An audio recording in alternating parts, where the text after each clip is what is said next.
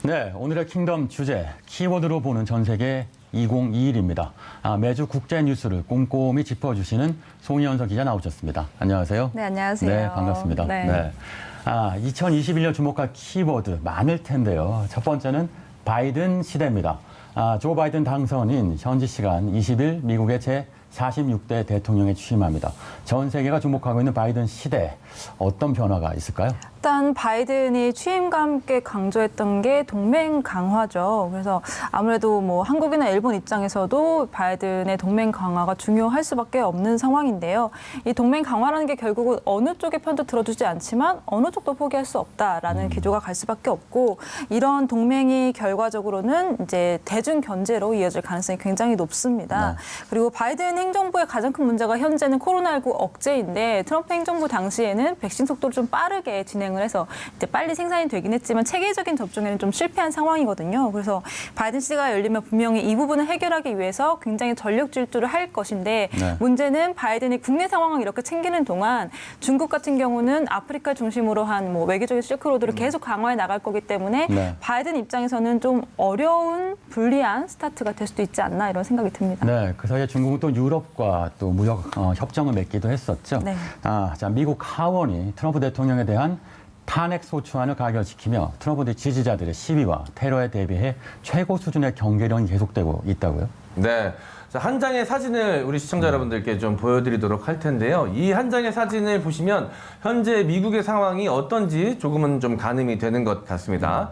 이 도널드 트럼프 미 대통령에 대한 탄핵 투표가 이뤄진 13일 현지 시각입니다. 13일 미 의사당 내부에까지 미군이 배치가 됐습니다. 네. 거대한 의회 주변을 철제 펜스로 완전히 둘러서 모든 도로를 차단했고요.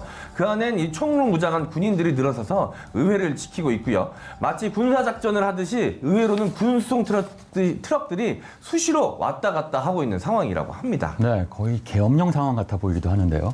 자, 트럼프 대통령은 하원에서 두 번 탄핵안이 가결된 첫 번째 미국 대통령이 됐습니다. 트럼프 대통령의 탄핵 결국 상원에서 통과될까요? 일단 심리가 넘어가는 시일이 빨라야 20일입니다. 그러니까 바이든 대통령의 취임식과 맞물려 있는 상황인데, 현재 민주당 전원이 찬성표를 던졌고 공화당 내에서도 10명 정도가 찬성표를 던지긴 했습니다. 근데 문제는 이게 받은 수는 17명이거든요. 네, 상원에서. 그리고 그리고 공화당 1인자인 이 미치 매코넬 원내대표가 찬성 투표를 할 가능성이 한 50%가 넘는다라는 보도가 나오기도 했고요. 그리고 공화당 내에서 계속 이탈표가 나올 경우에 탄핵이 가결될 가능성이 없진 않지만 이게 좀 어려울 수도 있다라는 그런 예측도 있고, 사실상 탄핵이 어려워지더라도 현지에서는 이 트럼프 대통령에 대해서 정치적인 책임을 물어야 될 이유가 분명히 있다라는 목소리가 굉장히 큽니다. 네, 2024년 대선 출마 고려하고 있으니까 피선거권을 박탈하는 게 목적이겠죠. 자, 바이든의 대통령 당선으로 한반도 둘러싼 동북아 정세, 많은 변화가 예상되죠. 네, 맞습니다. 일단 큰 틀에서 바이든이 이제 동맹국 협력 강화를 얘기를 했었고, 트럼프는 이와 정반대였습니다. 마가라고도 표현했었는데, Make America Great Again이었습니다. 그러니까 결국 미국 우선주의로 회귀하겠다라고 했었고, 이 마가를 따서 미국 주식시장에도 비유하기도 했었는데, 일단은 대북 정책 같은 경우는 트럼프 대통령은 정상 간 합의, 톱다운 방식을 선호했습니다. 사실상 트럼프 대통령이 혼자 결정을 하고 그 결과까지 담보를 하려고 했었습니다.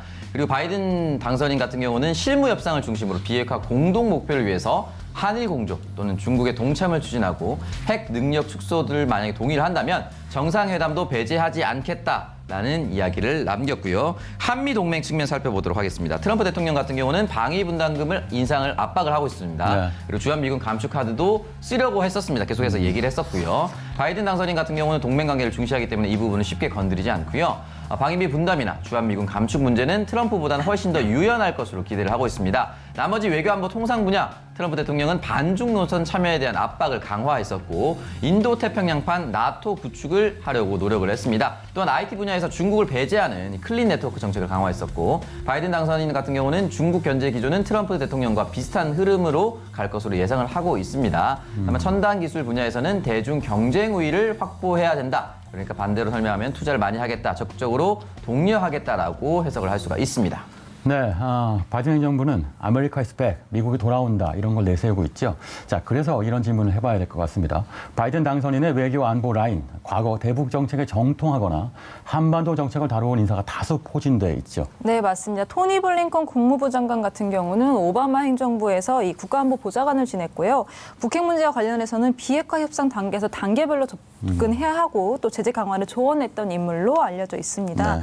캐슬린 닉스 국방부 부장관 지명자도 아시아와 연관이 좀 많은데요. 오바마 행정부 당시에 중국 견제를 위해서 만들어졌던 이 아시아 중시 정책에 관여했던 인물이고요. 보시는 이 제이크 설리번 국가안보 보좌관 같은 경우는 네. 대북 정책에서 이게 동맹국과의 협력이나 실무 협상의 중요성을 강조해 왔습니다. 트럼프의 톱다운 방식과는 좀 거리가 먼 정책을 추진해온 인물로 네. 알려져 있고요. 그리고 두 번째 그 앤디 셔먼 부장관 같은 경우는 빌 클린턴 행정부 시절에 당시 국무장관과 이 평양을 방문해서 김정일 국방위원장과 면담을 하기도 했던 한반도 전문가로 알려져 있습니다. 네, 면면을 보니까 깐깐한 미국이 돌아온다는 얘기 같은데요. 설명해 주신 것처럼 조 바이든 미 행정부의 대아시아 정책을 이끌 아시아 차르 자리에 커트 캠벨 전 국무부 동아태 담당 차관보가 내정됐는데 우리한테도 익숙한 인물이죠. 네, 맞습니다. 이 차르가 러시아로 황제라는 뜻인데요. 이 커트 캠벨 같은 경우는 버락 오바마 전 행정부에서 아까 말씀드렸던 아시아 정책을 이제 주도했던 인물입니다. 이 아시아 집중 전략이었던 피벗 투 아시아 정책을 핵심적으로 이끈 인물로 꼽히고 있고요. 현지에서는 이 아시아 지역 베테랑인 이 커트 캠벨이 미 정부기관마다 현재 지금 대북 정책이 조금씩 대중 정책이 다른 상황이거든요. 네. 이런 것들을 좀 총합할 수 있는 그런 인물이 될 수 있지 않겠느냐라는 기대를 하고 있습니다. 네, 그렇다면 미국의 대북 정책은 어떻게 달라질까요? 네, 토니 블링컨 국무부 장관이 추진했던 이란 핵합의 방식을 이제 대북 비핵화 해법으로 적용할 가능성이 높다라는 예측이 많이 나오고 있는데요. 그러니까 핵무기 개발 억제나 이 국제 사찰을 대가로 하고 네. 이후에 이제 경제 제재를 좀 완화하는 방식이죠. 네. 트럼프 시대와는 좀 반대로 이 바텀업 방식으로 회귀할 가능성이 높다라는 게 이제 지금까지 예측이고요. 제이크 설리번 국가안보보좌관 역시 이런 방식을 통해서 좀 실무를 굉장히 중시하는 인물이라고 아까 네. 말씀드렸죠. 그래서 이런 방식들을 통해서 이 대북 문제를 조금 접근할 것 같습니다. 네, 역시나 우리의 관심은 한미 관계일 겁니다. 바이든 당선인은 한미 관계를 피로 맺어진 동맹이라고 표현해 왔습니다. 그만큼 한미 관계에서 동맹의 정신을 소중히 하겠다는 뜻으로 읽히는데 트럼프에서 바이든, 우리 입장에서 볼 때 어떻게 달라질까요? 일단은 천문학적인 액수를 요구하고 있는 방위비 분담금에 대한 압박은 트럼프 대통령보다는 훨씬 더 줄어들 것으로 지금 예상이 되고 있고요. 주한미군 역시 감축 반대를 하면서 적정 수준을 유지할 것으로 보입니다. 앞으로 북한과의 관계도 굉장히 중요한 것인데 결국 한미 관계가 대북 관계도 연관되어 있습니다. 이 부분에 대해서는 트럼프보다 조금 더 합리적인 단계적 행동을 취할 가능성이 매우 높아졌습니다. 네. 키워드로 보는 전 세계 2021년 두 번째 키워드는 백신입니다. 코로나19 백신 확산 속도 및 효과에 따라 글로벌 경제 회복의 여부가 결정될 정도죠.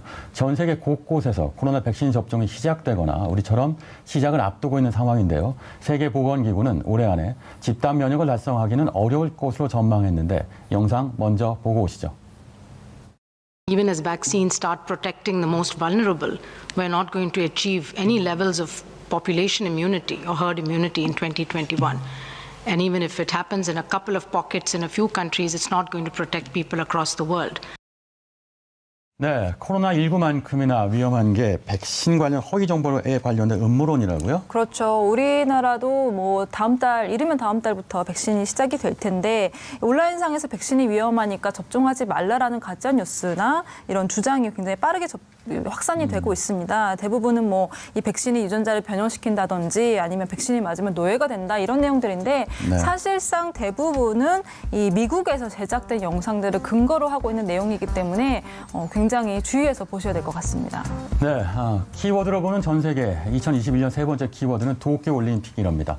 예정대로라면 작년에 치러졌어야 했겠죠. 그런데 코로나19로 한 차례 연기가 됐습니다. 어떤가요? 일본은 지금 상황이? 네, 자, 모리 조직위원장. 지금 상당히 몰이 아픈 상태인 것 같습니다. 예. 자, 이 복잡한 심경을 드러냈습니다. 직접적으로 드러냈는데요. 지난 12일 조직위 신년 강연에서 이야기를 했습니다. 올해 올림픽 개최가 어렵다고는 입이 찢어져도 말하지 못한다. 내가 여기서 주춤하거나 망설이거나 하면 모든 것에 영향을 주게 된다. 끝까지 담담하게 예정대로 추진해 나간다라는 말밖에 할 수 없다. 추진이 나가겠다가 아니라 말밖에 할 수 없다라고 좀 의미심장하게 이야기를 했고요. 이에 대해서 스가 총리는 정부는 안전한 대회를 개최하기 위해 최선을 다하고 있다라는 입장을 밝혔습니다. 네, 오창석 의원, 일본 내 여론 짚어주세요. 네, 일단은 13일 NHK가 발표한 여론조사에서 응답자의 16%만이 올림픽을 예정대로 열어야 한다고 답했고요. 38%의 응답자는 중단해야 한다고 했고 39%는 더 연기해야 한다라고 말해서 부정적인 여론이 무려 77%에 달했습니다. 네, 이렇게 되면 올림픽 쉽지 않겠는데요? 네, 개최국인 일본도 지금 대표 선수를 20%밖에 선발하지 못한 상황입니다. 이 올림픽 개최 전에 이 뭐 대표단과의 협의도 있어야 되고요. 뭐 의료진도 준비를 해야 되겠지만 지금 변이 코로나 바이러스까지 지금 등장한 상황이기 때문에 네. 네, 결정에 애를 먹고 있습니다.